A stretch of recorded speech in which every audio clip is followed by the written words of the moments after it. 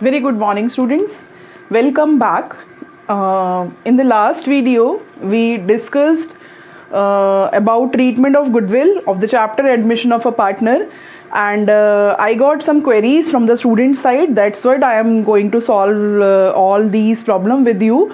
कि एक तो स्टूडेंट्स की प्रॉब्लम थी कि मैम कभी कभी पार्टनर्स गुडविल कैश में ना लाके और वर्थ में लेकर आते हैं. वर्थ इन द सेंस कि किसी और फॉर्म में कुछ अमाउंट्स बिजनेस में वो लेके आ रहे हैं. जैसे मैंने एक सैम्पल क्वेश्चन आपके लिए रेडी किया है.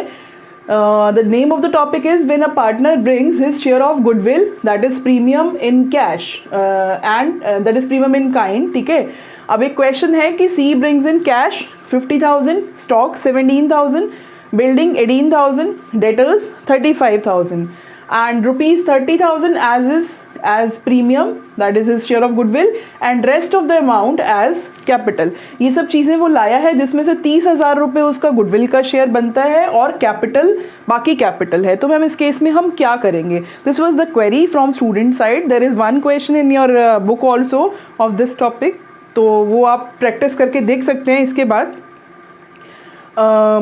ये सब चीज़ें अगर वो ये सब सामान लेकर आया है, कैश लाया और ये सब सामान लाया है, तो हमारे लिए तो वो that are equivalent to cash ना. ये सब एसेट्स हैं, तो हम जो भी चीज़ें वो लाता है हम उसको एक्सेप्ट तो करते ही हैं.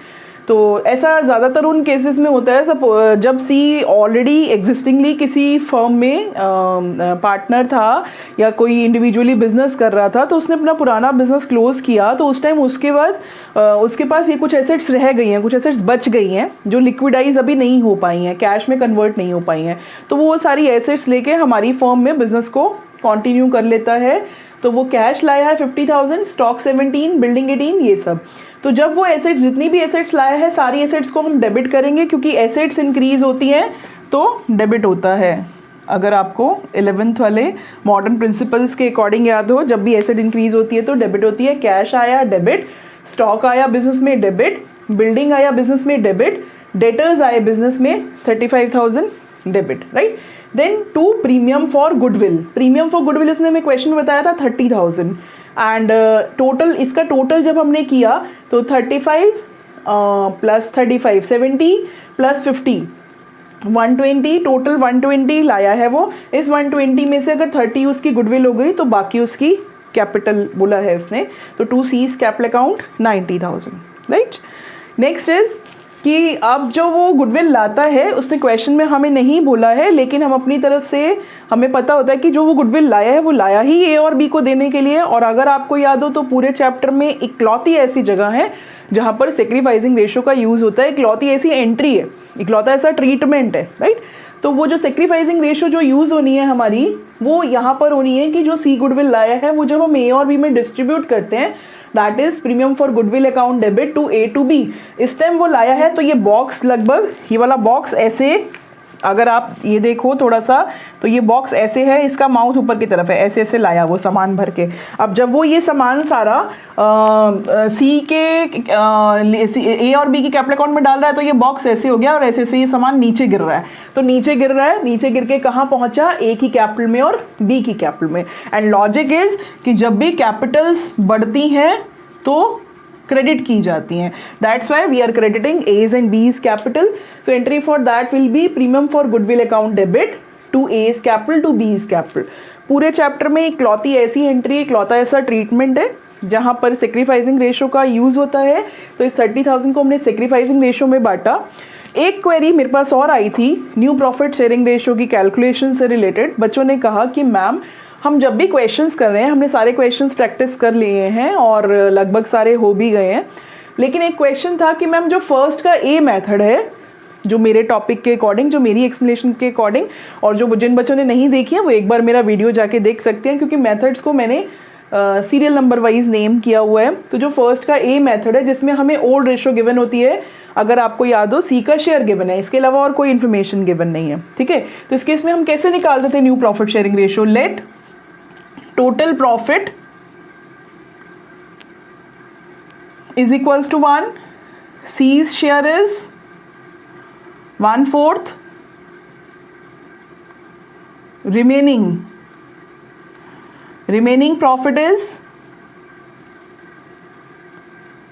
1 minus 1/4, that is 3/4। अब ये जो रिमेनिंग प्रॉफिट है इसको ए और बी आपस में किस रेशो में बांट लेंगे, 3:2 की रेशो में। तो इसमें हम कहेंगे as new share is equals to remaining का 3/5 ए को मिलेगा, सिमिलरली रिमेनिंग का 2/5 बी को मिलेगा। तो B's share is equals to this. इसको अगर हम कैलकुलेट कर लेते हैं तो ये आ रहा है 9/20, ये आ रहा है 6/20, राइट। और अगर हम इनको रेशियो में रखें तो 9/20 is to 6/20 is to 1/4। This implies LCM लेंगे 9:6:5 आ गया एनपीएसआर, राइट। तो ये हमने एनपीएसआर निकाल लिया 9:6:5। अब अगर हम इस मेथड से, ये न्यू है ये ओल्ड है, न्यू में से ओल्ड में से न्यू शेयर माइनस करके जब आपने सेक्रीफाइसिंग रेशियो निकाला तो वो 3:2 आ रहा है। क्वेरी ये नहीं थी कि कैसे निकालना है, क्वेरी ये थी कि मैम जो फर्स्ट का ए मेथड है, यानी कि जब हम इस मेथड से न्यू प्रॉफिट शेयरिंग रेशियो निकाल रहे होते हैं और ये वाला डेटा गिवन होता है, तो उस केस में जो हमारी सेक्रीफाइसिंग रेशियो आ रही है वो ओल्ड के इक्वल आ रही है, वो हमेशा सेम होती है ओल्ड के। So yes it is a fact. मैंने इसको उस टाइम बताया नहीं था जानबूझकर कि एक बार आप इस चीज़ को एक्सपीरियंस कर लो फिर देखेंगे। तो जो फर्स्ट का ए मेथड है उसमें जो सेक्रीफाइसिंग रेशियो आती है वो इक्वल्स टू ओल्ड रेशियो होती है। तो अगर आप रफ में क्वेश्चन कर रहे हैं, एग्जाम में कभी आपके पास टाइम नहीं है and it is not and the question is not asking about calculation of sacrificing ratio, तो आप ओल्ड को ही एज अ सेक्रीफाइसिंग यूज कर सकते हो, राइट। लेकिन सिर्फ इस वाले मेथड में, हर मेथड में नहीं, ये चीज़ ध्यान रखिएगा, राइट।